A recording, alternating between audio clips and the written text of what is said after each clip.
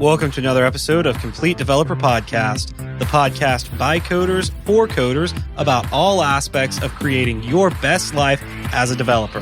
I'm Will, the accomplished developer and aspiring software architect. And I'm Beej, the journeyman developer sharing my journey in development. One of the greatest compliments I've ever received was being told that I am teachable.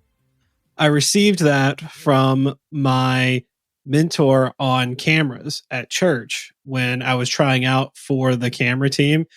And, it's cameras were using film the last time I seriously used one, like the early stages of professional level digital cameras were out. And so it had been a while. And she was like, one of the best things about you is that you're teachable. Guys, teachability is the ability to be taught or being able and willing to learn something new. It is humbly accepting that you don't know everything while actively working to change that fact. In this episode, we take a look at teachability, what it means to be teachable, and how you can become teachable, as well as how to maintain and improve your teachability. Before we get started, a big shout out to our friend Chang on his engagement. Congratulations, bro. That's awesome. Nice. I know this is going to come out a couple of weeks after the announcement, but we saw it and we're like, all right, we got to say something. So congratulations. That's really cool. So, Will, what's been going on with you? Well, I actually watched a full-length movie in Russian Sunday night. The movie in English, when it was released, is called Furious, but it was The Legend of Kolovrat.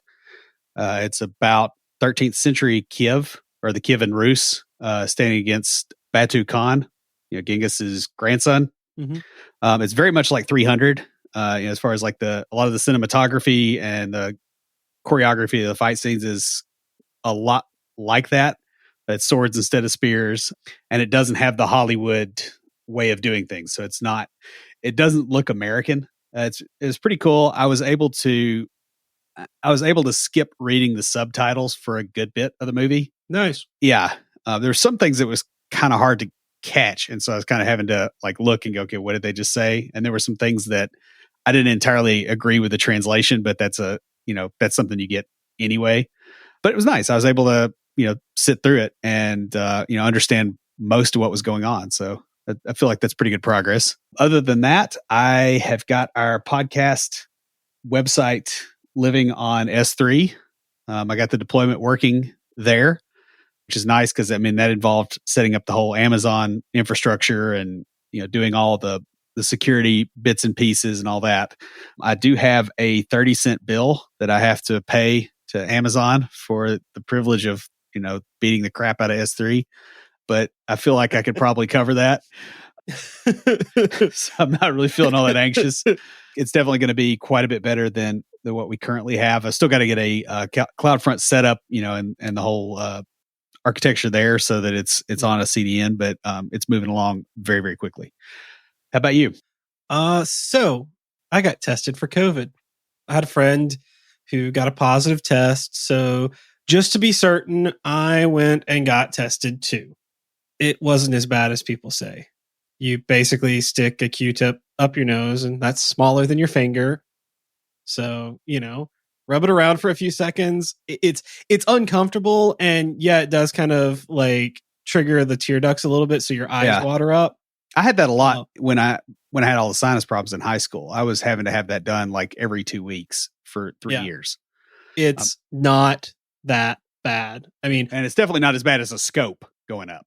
Yeah. Try drawing blood from a dehydrated alcoholic with collapsed veins. That's a pain for the phlebotomist and the patient. Also, I got my results back very quickly. Like, I got the test on Saturday and the results were back Monday morning and they were negative. So had a big thanks Apple moment yesterday. I upgraded my Mac to Mac OS Big Sur. And now my VM won't work because with Big Sur, they no longer allow apps to use kernel extensions, forcing them to use Apple's API.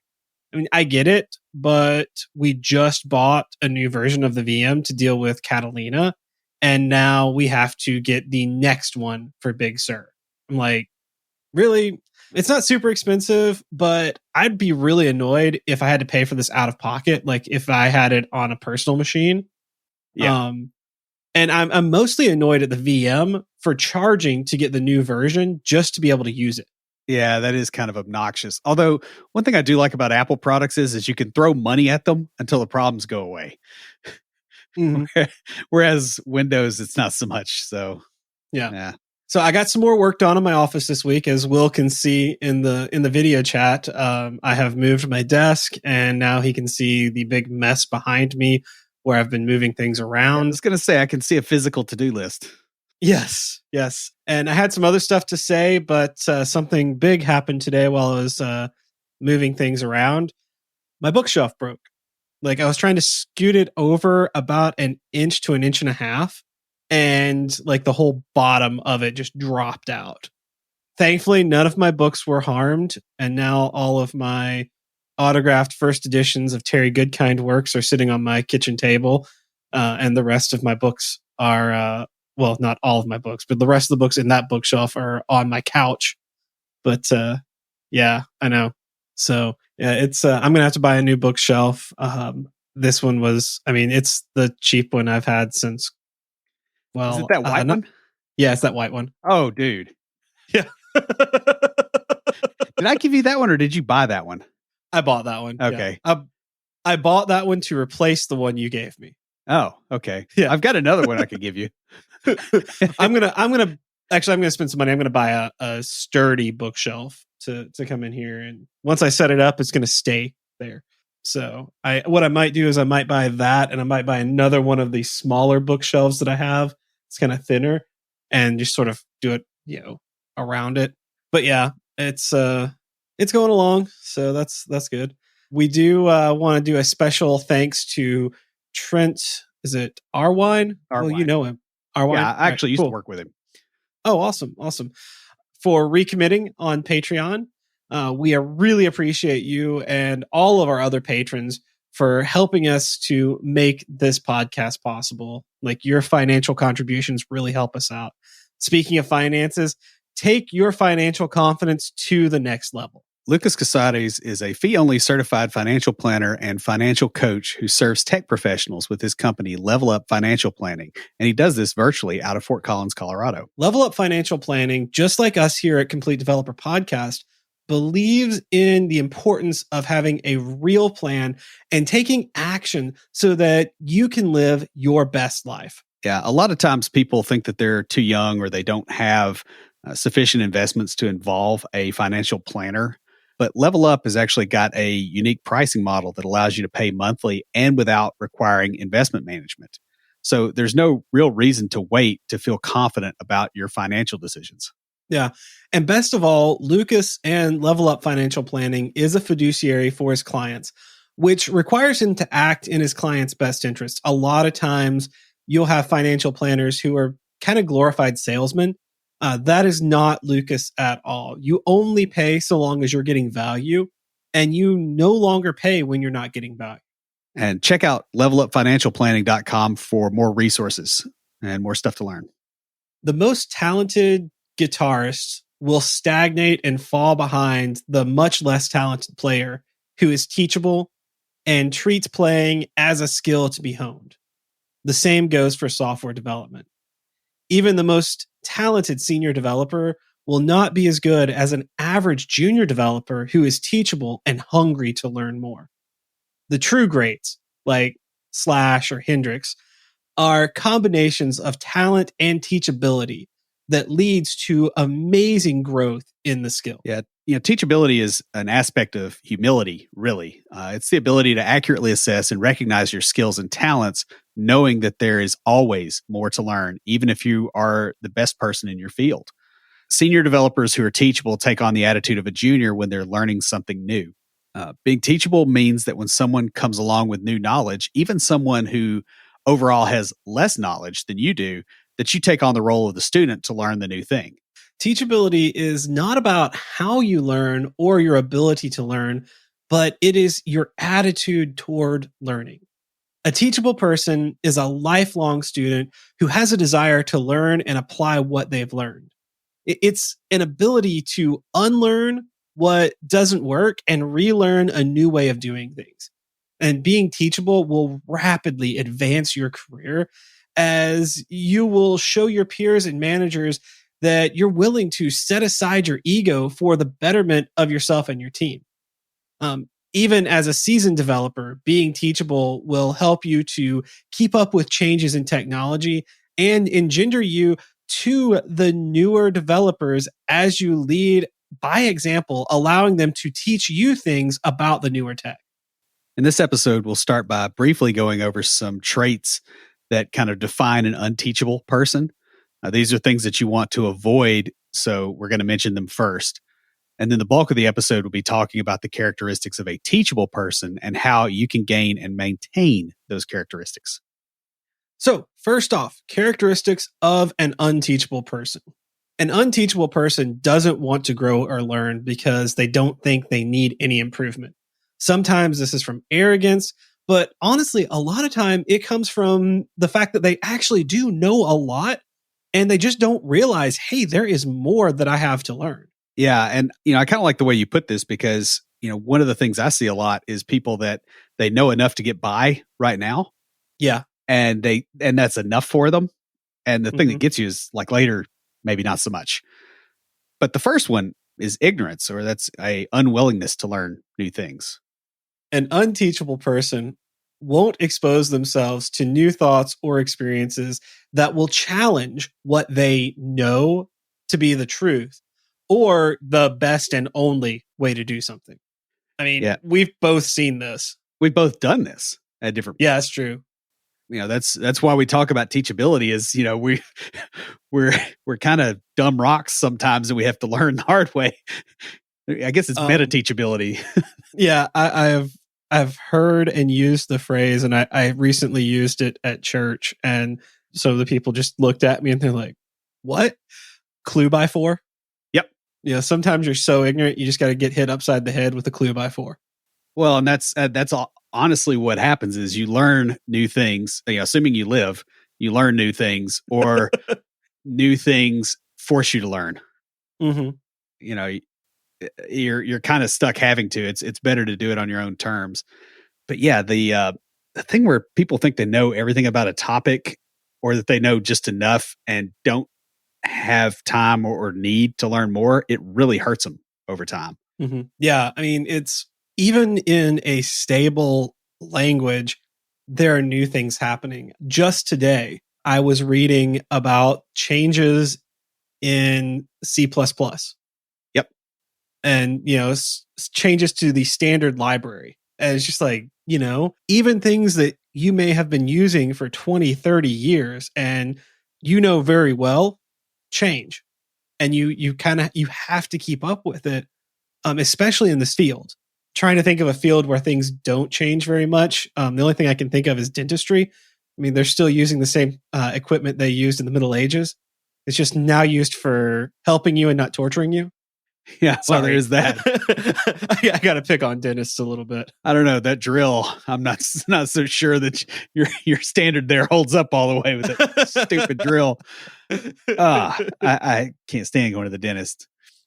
But yeah, I mean, if you're unteachable, you don't take notes and you don't ask questions and you don't grow as a result, unless, sometimes people will ask questions just so they can profess their own knowledge. That's not real asking questions. No. And the reason I put that in there is because Will and I have both done that. Yeah. Like we've been that guy or gal. I haven't been that gal. Sorry.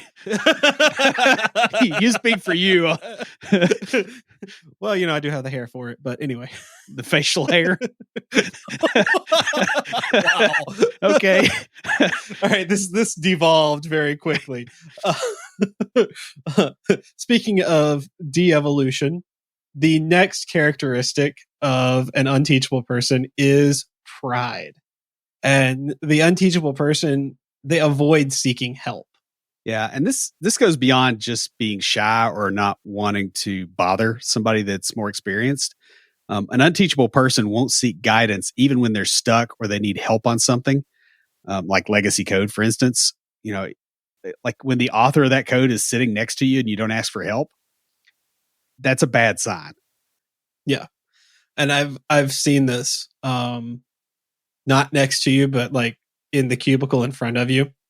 Yeah. Because like I have seen this and I've seen fellow junior developers kind of look down their nose and be like, oh yeah, there's the guy that didn't go to school and got a job having to go ask for help. And I'm like, yeah, but I go ask the person who wrote this VB code because I don't write VB for help. And I get this maintenance ticket knocked out in a few hours while you spend a week on yours. Yeah, sure. That by the way, that person didn't last long.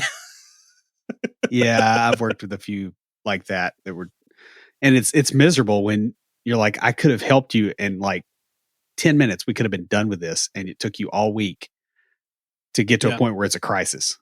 Wow. And there's a difference between trying to figure things out on your own. Like there's a difference between abusing that, like going to that person and getting them to do all your work and completely avoiding them. It's like, all right, when you're stuck, when you've done as much as you can. I loved it when I first started. Will would ask me when I'd come in and I'd ask him a question. He's like, well, what'd you find out when you Googled it? And the first time he did that and I hadn't Googled it, I felt dumb. That was the idea. Yeah. That was a teachable moment. And there's a reason for that is, because in this industry, you have to be able to do both things. You have to be able to go and, go to Google and try to find an answer so that your questions get better. And then you have to be able and willing to ask those questions of real live human beings in front of you.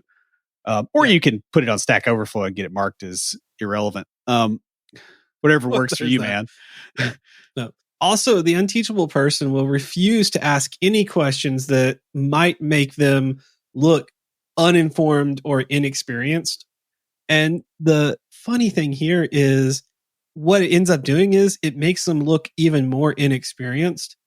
Because I will tell you, some of the smartest people I know and the smartest looking people I know ask some of the, what a developer might consider dumb question, but they're not a developer or they're a junior, where they aren't now. But like, I have worked with junior developers. I've worked with BAs who are like, this is probably a dumb question. And they would ask it anyway. And you're like, hey, if you don't know the answers to that, that's not a dumb question. That's a great question. Yeah. And a lot of times, especially when it was someone who wasn't in the field, who was like, all right, I have a dumb question. Do you mind answering it? And I would take the time to answer. And they'd ask the question. I'm like, that's not a dumb question at all. Like, if you don't know the stack, know the technology, that's a really good question. Like, that shows insight. Well, and a lot of times when they have to ask a question, that also tells you your docs kind of suck. Yeah. Yeah. Basically, there are two types of unteachable coders. The ones who have never heard of Stack Overflow and the ones who all their code is copy and pasted from there. Yep. And I know a couple of places that are hiring both kinds. If you're so interested in a low paying job that's a dead end, I can hook you up. So, speaking of things that get you hooked up, arrogance is another common source of unteachability, and that's really poor ability to resolve conflicts. Yeah. An unteachable person refuses to be wrong or even admit the possibility that they might not be right. They attempt to justify their thoughts or actions to the point of giving insanely obvious and dumb excuses. All right. So, guys, if you haven't watched Arrow, I'm about to give a spoiler alert for something that happens in like season 3 or 4. So, spoiler alert for Arrow here. But I was just watching the episode the other day where Oliver tells Thea, his little sister, that he is Green Arrow. And spoiler alert, Oliver Queen is Green Arrow. But in it, like he is like been avoiding this, and like Diggle told him not to because like he's like, once you tell her that you've been lying to her, you're going to lose her. And her response was totally different from what he expected. Like he had to tell her because she was in danger. He tells her and she's like, oh my goodness, all those times that I knew you were lying to me, you were out there saving someone's life, you know? And it was just like, you know, very, very powerful. But what I was getting at is he thought he was getting away with a lie, and she knew he was lying the whole time. Yeah. She didn't know what he was up to, but she knew he was lying the whole time. And of course, in the show, they made it pretty obvious. Like it was really dumb, bad lies. But, you know, yeah, it's still like people know, like when you're doing that, even people who don't know the technology can tell something's up with that. And I'm sure Will's had this happen to him a lot. I've had it happen to me a little bit where someone who isn't a developer, like maybe a manager or like a project manager or BA or somebody comes up and is like, hey, can you explain this to me? Because what this person is saying does not make sense. And it was because they were refusing to be wrong. Yep. It's always fun too when management comes to you and they basically want you to confirm what they already know. Mm-hmm. And, you know, usually by that point, the same person has usually lied to you a few times as well. Yeah, that's not a good place to be. You know, unteachable people also tend to avoid any criticism, and they get defensive really quick when you try to correct, you know, even small problems. Yeah. And I will tell you guys, this last point here kind of hits home for me because I can be a bit arrogant at times, maybe slightly narcissistic sometimes. And so like when I was writing this, I'm like, oh, arrow to the heart. Oh, arrow to the kidney. You know, I don't know. I should have thrown another organ in there. Well, they hit you from the front and the back. So that's. Yeah. That was the joke. Thank you for getting it. And finally, the unteachable person must win, or at least not lose, every argument to the point of refusing to give up or walk away until they've had the last word. Even when like it's blatantly obvious they've lost, they still got to throw in the last word or get something else in there. And, I know, and you and I've seen that start a bar fight before too. Yes, we have. Where the guy could have walked away, but he had to say one more thing. Yes. So guys, now that we've gone over what not to do, what not to be, like you do not want any of these. Like I said, that last one really hit home with me because I'm like, oh wow, that's something that I have struggled with and still do sometimes struggle with. And Will can like, he's nodding his head like, yes, he does. I thought my head was reasonably still. I can see the subtle nods. So now we're going to talk about the characteristics of a teachable person. This is what you want to have. And you may not have all of these, but that doesn't mean you can't move forward, that you're not teachable. You know, a teachable person desires to learn and grow even when they are an expert on a subject. They're humble about their knowledge and don't let it get in the way of their ability to learn more. Yeah. So, you know, the first point under this is, you know, they value learning. You know, learning is a means to an end. Essentially, a teachable person's greatest enemy is the knowledge they've already gained. So if they think they already know something, you know, that kind of can make people feel like they don't have to learn more. And you want to really avoid that tendency in yourself. Mm-hmm. Yeah, it's one of those things that it's just something you have to watch out for. Is like the better you are at being teachable, the more you have to fight the fact that you already know a lot. Yeah.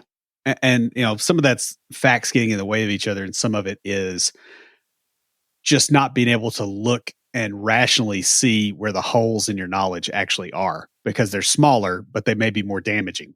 Yeah, and I know Will and I have both seen people who have a great deal of knowledge and they know something, and then things change, or it turns out that what they have learned is not correct, and they're not able to stop doing that. Like they're like, I learned it. It's this.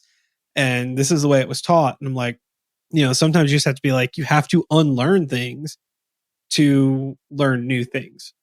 For the teachable person, learning is more than just the accumulation of knowledge. So no matter how much knowledge you have, there's more to learn. And you also recognize, like I was saying, that the knowledge that you have may not be correct, and you can learn new things that change the knowledge you have. Yeah. And the real purpose of learning is to be able to actually act on what is learned.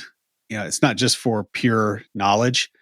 You have to be able to execute on it. So if a person doesn't act on what they've learned, they haven't really learned anything. And you'll see this all the time with people that read about programming, or they read about starting a business, or they read about playing guitar or learning a language or weightlifting, right? Like there's always the guy that knows so much about weightlifting, and you look at him and you're like, I could clean and press you because you very clearly do not apply that. Yeah. And yeah, so it's a goal oriented approach to learning, I think, is probably the best way to put this. Yeah, that is. And the whole idea here is we'll talk about this more too when we get into the how to become teachable, but is you apply what you've learned. It's like we've talked about this a lot, but when learning a new language or like we have certain things we build. Like I've got my calculator, Will has his to-do list app. I'm actually thinking app. Recipe app. That's it. Yeah. Sorry, my bad. I'm actually thinking about changing mine to something a little bit more string based than a calculator. Just because the more I'm working, the more I'm like, yeah, I'm not doing as many mathematical functions as I thought. I'm doing a lot more string manipulation, which is kind of mathematical, but you get low enough down, it gets mathematical. So on that, the next characteristic of a teachable person is they have a high curiosity quotient. And I took that exact phrase from one of the websites that I got this information from, but they never stop learning. A teachable person has an almost unrelenting drive to learn new information, gain new knowledge. Like they are lifelong students. Yeah. And not just because they keep going back to grad school or they're like, what was it, Tommy Boy? Lots of people go to school for 10 years. Yeah, they're called doctors. Yeah. Yeah. I mean, people that are lifelong learners are always looking for new stuff to learn, new opportunities, basically going where nobody's gone before. Star Trek jokes aside, the teachable person is highly curious and they're always looking for new things to learn and new ways to apply it. So a lot of times they'll put it in places where somebody else hasn't, where they'll experiment a bit. And a teachable person will energetically look for facts, while, Wikipedia rabbit trails, for instance, can cost you time. That it is a really good thing to follow a lot of times because it makes you always ask questions and look up answers. Yeah. I mean, just an example of being teachable and having a high curiosity quotient. I had a job at the psych hospital, I think for about a semester or two, where I worked in the admissions office on the weekends, like 12-hour shifts. And it was really good because it allowed me to I was taking a class and I was doing my graduate practicum over the summer. And so I was able to work during the day at the practicum and, go to school during the day. And so I would come in, I would do my homework, and then my main function was processing patients when they were admitted, which over the course of 12 hours, we would usually have 3 or 4 patients admitted. And that took like maybe 30, 45 minutes each, and answering phones. The rest of the time, I was just sitting there. Now, during the day, like the weekday, the workers had a lot of other things to do, but this was the weekend. And so I had a computer with internet access, and they were fine with me, following Wikipedia rabbit trails. And I would, I'd start by looking up, something about construction, and I would end up on, the Russian monarchy. Yep. Because that happens, because you're just like, you follow it and you're like, ooh, that looks interesting. I want to read up about that. And you go to that. And the next thing you know, 2 or 3 hours have passed. You've answered 2 or 3 phone calls in the meantime, but you're on something completely different. And it's that curiosity. I don't have near as much time to do that these days. I have to be a bit more focused in my studies and research. But man, those are fun days when you just dive into all the different stuff. Yeah, of course, the ability to dive in also requires some degree of humility, right? So that you don't look at the link and go, I know everything about that. And, just stop. And humility also requires that you admit mistakes and you correct them. Yeah. Yeah, a teachable person is going to see, I wouldn't say quite everybody, but most people in their social circle as somebody that can teach them something, to whatever degree. And they can learn from those people, no matter what their current situation in life is. See, I would disagree with you there. I would say a teachable person sees everyone as a teacher or a mentor, because or an object lesson. Yeah, you add that, then I go to 100%. Yes, that's where I was going, because they may learn what not to do from them. Right. Because that is the attitude they have, and they don't do it from a, ooh, I'm better than you attitude. They're like, hey, that didn't really work out for them. I'm not going to do that. Humility creates the opportunity for learning. It occurs when a person accepts criticism from others, even peers and juniors. Yeah, and a teachable person is also going to take responsibility for their mistakes, whether they are pointed out by others or noticed on their own. Failure is not something that's easy for anybody, especially having to admit it. But a teachable person is going to admit failure and see it as an opportunity for learning, getting more knowledge, and possibly trying to avoid that situation in the future so that they don't fail the same way again. You know what I was thinking about when I was writing that? Do you remember the episode that we tried to record on relationships? Yes. The absolute massive failure that episode was. Like, halfway through the episode, yeah, we both were like ticked off. I looked at Will and I'm like, I'm really angry. And he's like, I am too. I'm like, why don't we stop this? And we stopped recording, and we both kind of like walked away for a few minutes, came back, and we talked about it. And like, we decided, hey, this isn't a good time to do this episode. And then we like had this discussion that led to one of our best episodes for the time about anger management. Or conflict resolution, wasn't it? Yeah, conflict resolution. Yeah. That's what it was. Yeah. Well, it was kind of the same thing for us at that point. Yeah, it was. We wrote that episode and recorded it that night. Yeah. Like together, after having gotten really angry with each other. And the reason I'm telling the story now, like I said, I thought about it when I was writing this, but like if we hadn't been at least a little bit humble, like I said, I struggle with arrogance and narcissism, but if we hadn't been a little bit humble in that, we never would have been able to admit, hey, I'm really angry. Maybe we should stop doing this. We would have tried to push through and prove that we were right. Yeah. And we probably wouldn't have gotten as many episodes recorded as we have now, because we would have butted heads.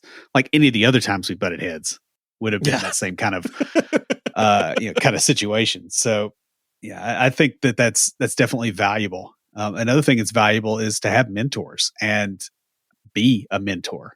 The most successful and teachable people have built relationships with those who have higher levels of knowledge and expertise and are willing to share with them. So like your personal network is very valuable in this situation. Yeah. And have we done an episode on finding a mentor? Maybe.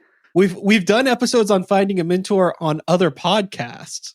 Like, we were the guests, but I don't know that we've done one. Like, we've done one on mentorship, but I don't know that we've done one on finding a mentor. Yeah, that might need to go on the Kanban board. Yeah, that would be a really good episode. That would be. I've been to a few talks from other people on that, but like that's something that we could really really do well with. So I think that's a good idea for an episode. Guys, let us know if you like that idea. You get to be part of the meta process here. But yeah, no, I would not have gotten into software development had Will not taken me under his wing and mentored me. Well, and I wouldn't have stayed in it if I hadn't had mentors, because I would have floundered a year or two in, more than likely. Yeah. I mean, having a good mentor is that important. I had a boss once who used to refer to Will as her unpaid senior developer, because literally she would come up to me and I'd be stuck on something and she's like, "You recording tonight?" I'm like, "Yeah." She's like, "Ask Will about that, and go on home and ask Will about that when you get record with him. He'll help you figure it out." I remember those days. Yeah. And we still occasionally, have of course, now it's like more of a peer-to-peer conversation. It's not I'm trying to think of an example of something that you have asked at different points that was, very junior. It's been a while since you've really dropped one of those in there.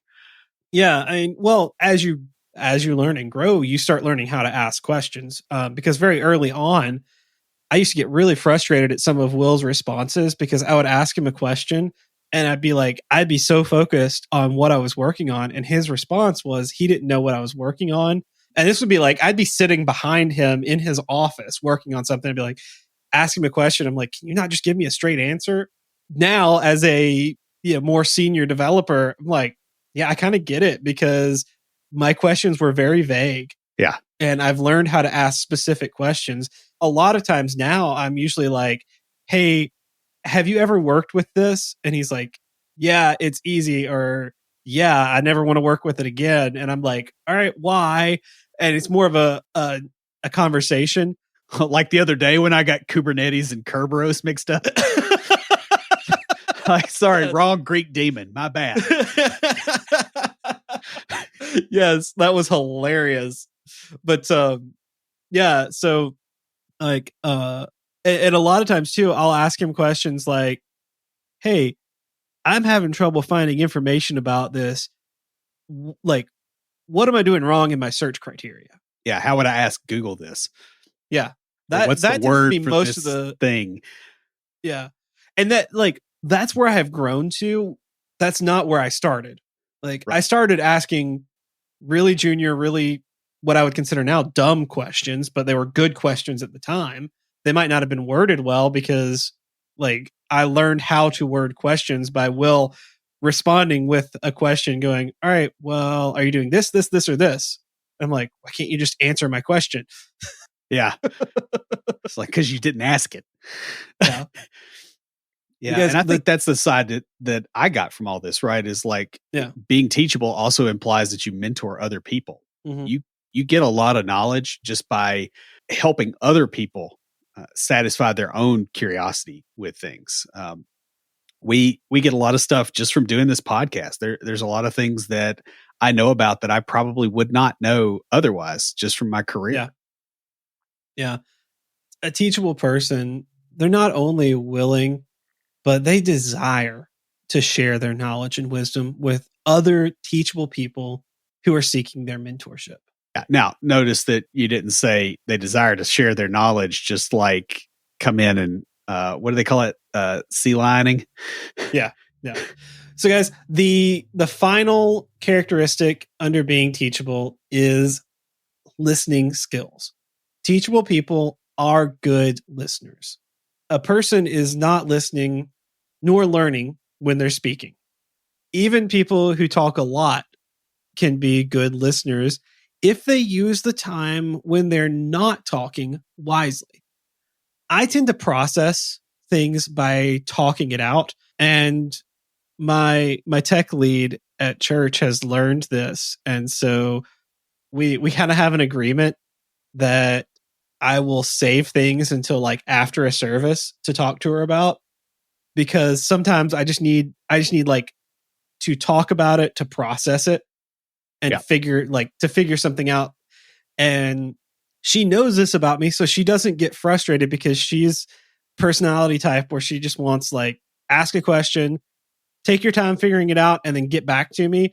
And I'm like, you asked me a question, I'm like, all right, this and this and this and this. And I'm like talking it out. And she's figured that out. And she's like, all right, she waits until I get to the end of it. And then I'm like, all right, here's what I think. Yeah. And I'm getting better about like internalizing some of that, or just like walking away and talking to myself so that I don't bother her.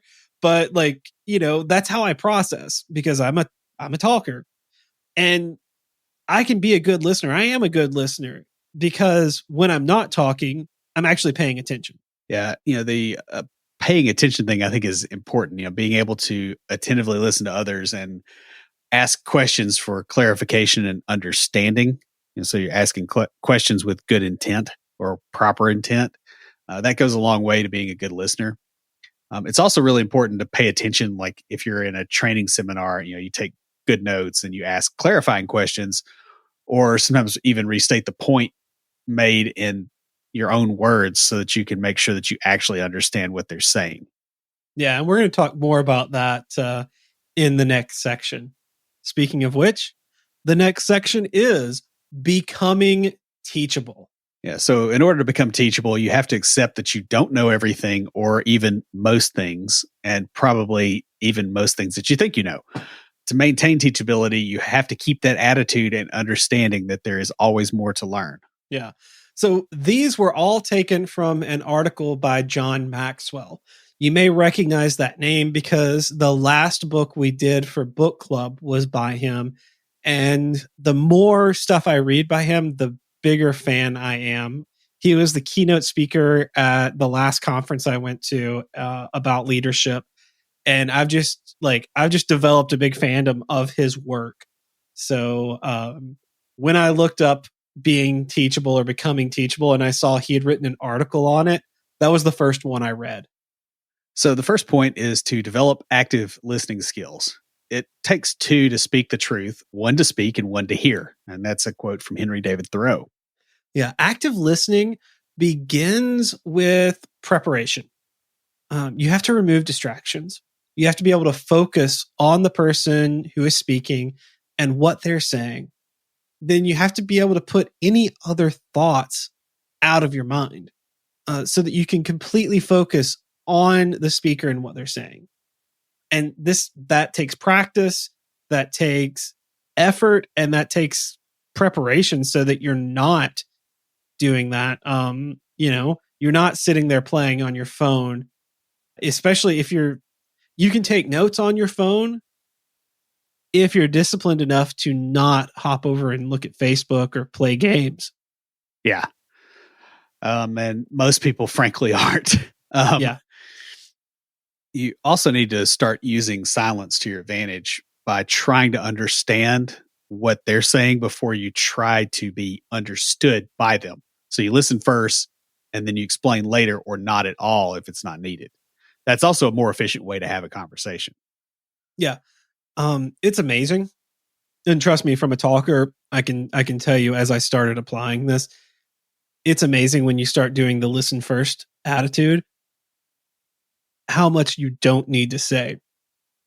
And as someone who likes to talk, that's very exciting, because that means I don't have to say this. So there's more stuff that I can say because I don't have to say the stuff that you just said.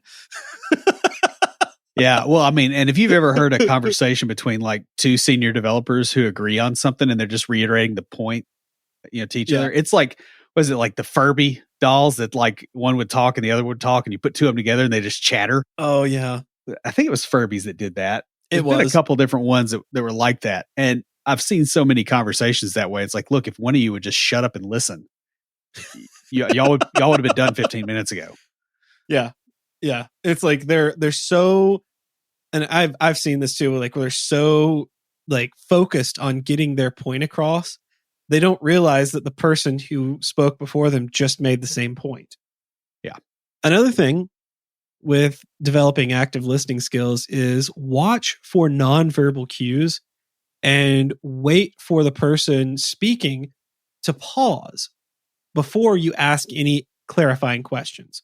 Like, don't interrupt them is what we're getting at here. Yeah. And when you ask questions, you need to make sure that they're relevant and they're used to help with understanding, not to show your own knowledge. Because there's a lot of people that go, "Oh, I'm just asking questions." It's like, no, you're not asking questions. You're undermining. That's very true. And finally, you want to summarize the main points that the person who's speaking makes by reiterating them back in your own words. Because what this does is it allows for you to say, hey, here's the way I understand it, and then wait and allow the speaker to correct any mistakes you may have in understanding. And this goes back to, like, you guys may be thinking, oh, this is about the listening skills characteristic, but it's also about the humility characteristic, because you have to be humble enough to realize you may have misunderstood what the person's saying. Well, and the other thing too is if you repeat it in your own words, you'll internalize it better. Yes. Like in the absence of notes, you actually understand something versus having to look it up.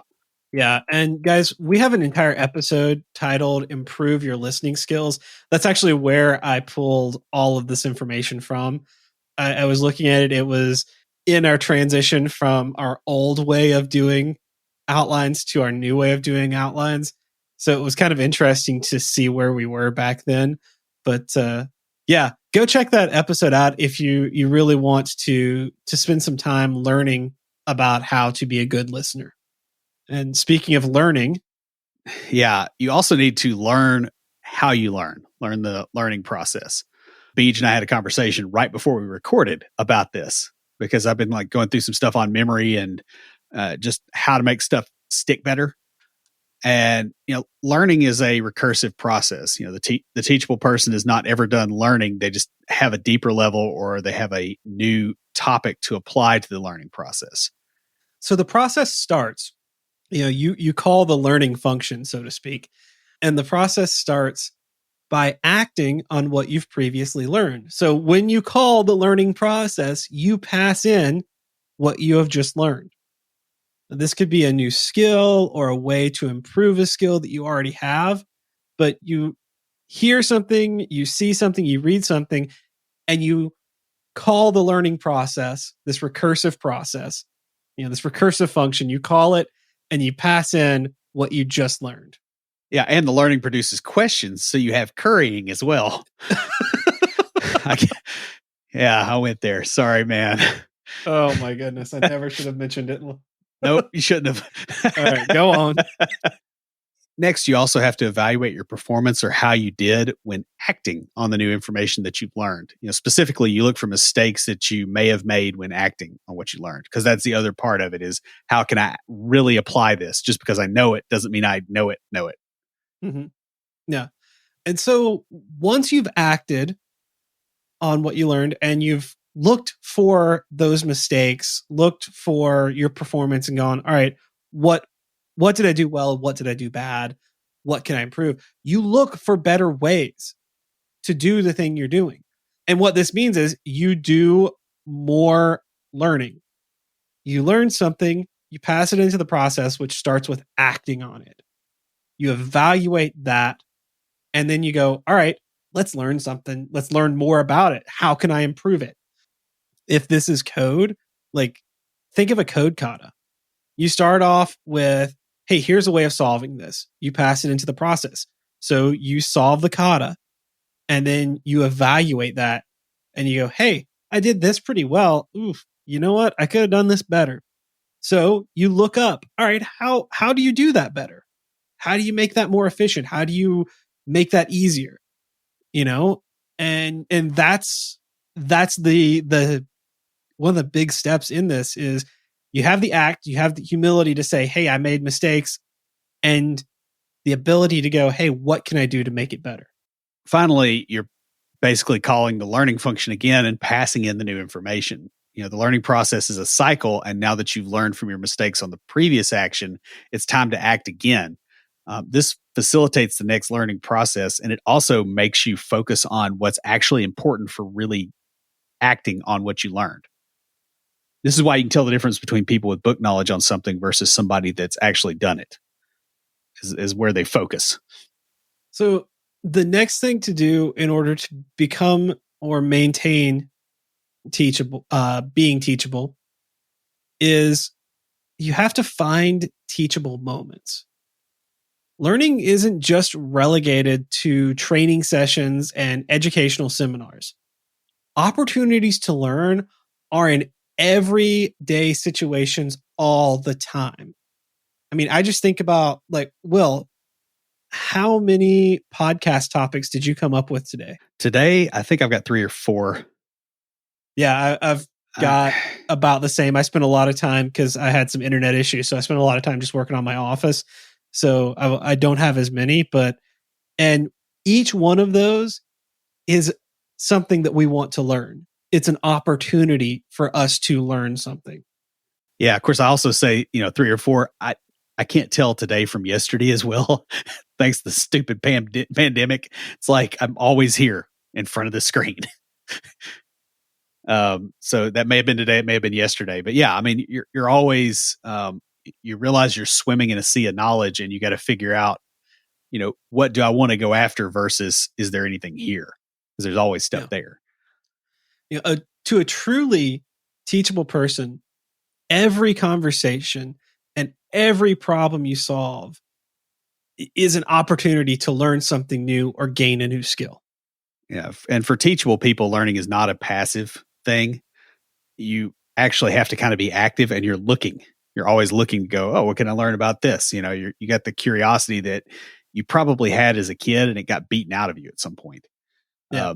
Go back to that. Seek out and plan for teachable moments. Take charge of your learning by reading books and blogs. Attend conferences. Of course, they're all virtual these days, but you can still attend them. Honestly, this is a great time to start because a lot of them are now free because they're virtual. Yeah, or they're dirt cheap. Yeah. And spend time around people who inspire you to grow and stretch your own knowledge and understanding. And on that being dirt cheap, the other thing is you don't have to pay for a hotel room or travel expenses. Yeah, and you can eat a bologna sandwich out of the fridge. Yep. So like $1.50 gets you lunch. Okay.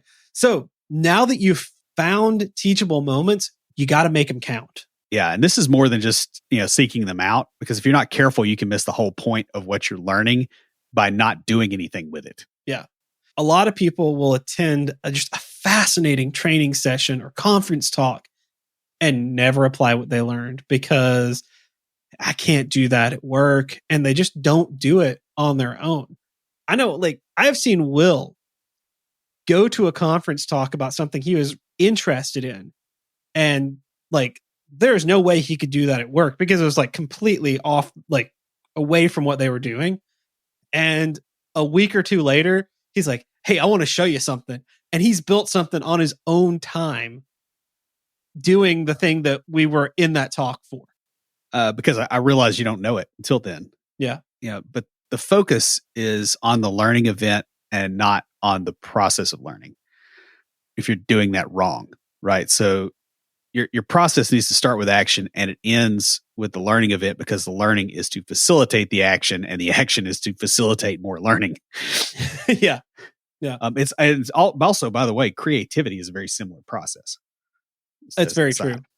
When in a learning event, like a conference talk, take active notes, like detailing the actions that you need to take in order to do the thing you're learning about. Like these could be, changes that you have to be able to apply to, like, what you have in your current environment, like where the best place to apply these lessons are, and what you need to share with your team or with management. One of the things that the reason I get to go to conferences and count them as training is because every time I go to a conference, I bring it back and I create a talk. Yeah. And I've seen you do that more than once. I guess you guys probably have some way of sharing them, or what do you do? We used to do dev chats when we met in the office regularly. So yeah, that's a good way to do it. And finally, you need to use self-reflection to ask if you're teachable. So to maintain teachability, you need to be constantly questioning yourself. Am I teachable? Am I still teachable? Am I acting in a way that makes it where I can't learn? Yeah. So in his article on teachability, John Maxwell listed out 10 questions that you need to regularly ask yourself in order to maintain teachability. And we're running short on time, so we're just going to quickly go through these, and we will have a link to that article in the show notes. So please check that out because there's a lot more information there than we have. I read through it and created these show notes based on that and a few other things that I read. These questions are things like, am I open to other people's ideas? Do I listen more than I talk? Am I open to changing my opinion based on new information? Do I readily admit when I'm wrong? Do I observe before acting on a situation? Do I ask questions? Which in and of itself is a question, but That went a little recursive. And am I willing to ask a question that will possibly expose my ignorance? Yeah. Am I willing to ask for direction? Am I open to doing things in a way that I haven't done before? Am I willing to ask for directions? Do I act defensive when criticized, or do I listen openly for truth? Answering no to any one of these questions means that you have areas that need improvement in your ability to be teachable. However, answering no to several of these doesn't mean that you're not teachable, just that you have work to do to improve your teachability. It means that you have things to learn and be taught about being teachable.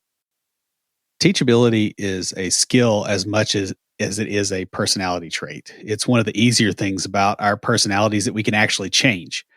It does take a little bit of work and some self-reflection to be able to improve your teachability, but it is possible. On the same note, it's an easy skill to lose if you're not careful about maintaining it.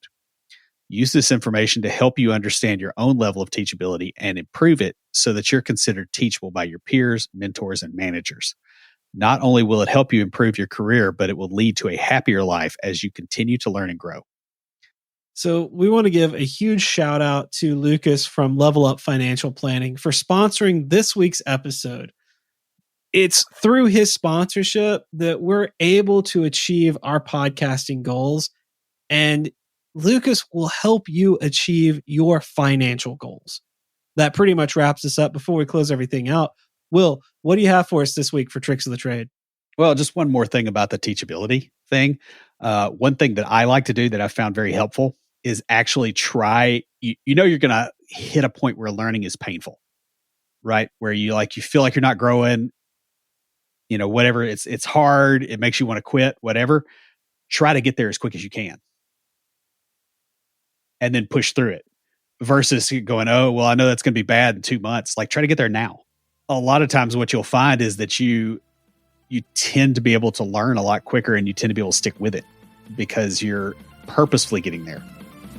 So just a kind of a hack that I'm throwing out there. That's pretty much all I got. Stand by for Titanfall. If you have a question or comment, please email us at neckbeards@CompleteDeveloperPodcast.com. Our theme music is an excerpt from Stand By for Titanfall by Pure Bells, available on SoundCloud and licensed through Creative Commons. The intro music for IoTs is Hillbilly Hip Hop by Jason Belcher. For references, show notes, and to sign up for weekly emails with extra tips and insights, be sure to check out the website at CompleteDeveloperPodcast.com. You can also follow us on Twitter at CompleteDevPod and like our page on Facebook to keep up with news about the show. Catch us each week as we broadcast live, talking about what's going on in the tech world and answering listener questions. Learn more about all of our shows and groups by going to CompleteDeveloperNetwork.com, where you'll find links to Junior Developer Toolbox, Developer Launchpad, and our other communities. Thanks for listening. See you next time.